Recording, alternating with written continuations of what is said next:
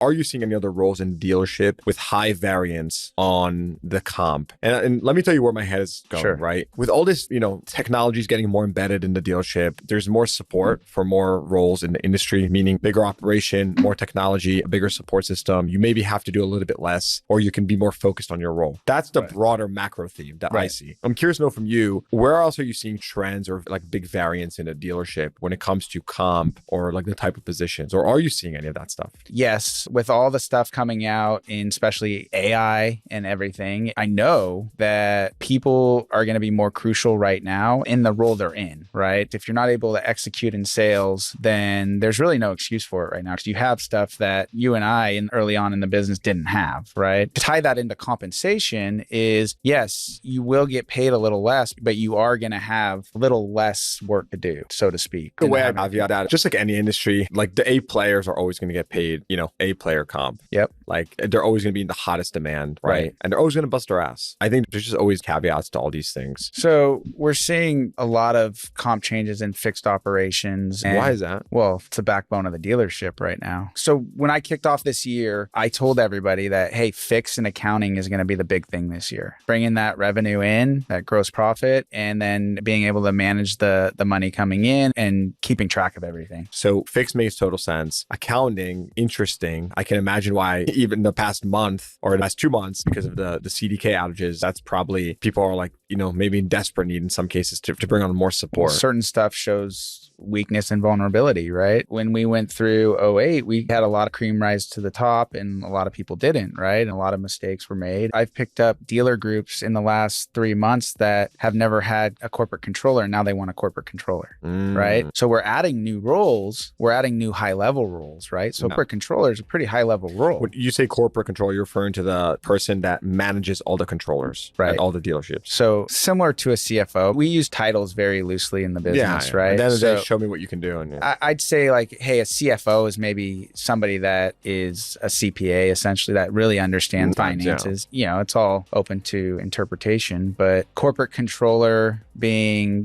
somebody over 6 stores, managing the office managers, but there's all sorts of mixes, right? Some accounting people may not have this background that the dealer wants, right? And that's really crucial right now, especially with to your reference in mergers and acquisitions. People are looking for people that have been through those, right? Because the dealers are trying to acquire more businesses right now. Yeah. And I think that competency, yeah. And if you're an accounting person and you've never been through one of those, then, it's tough.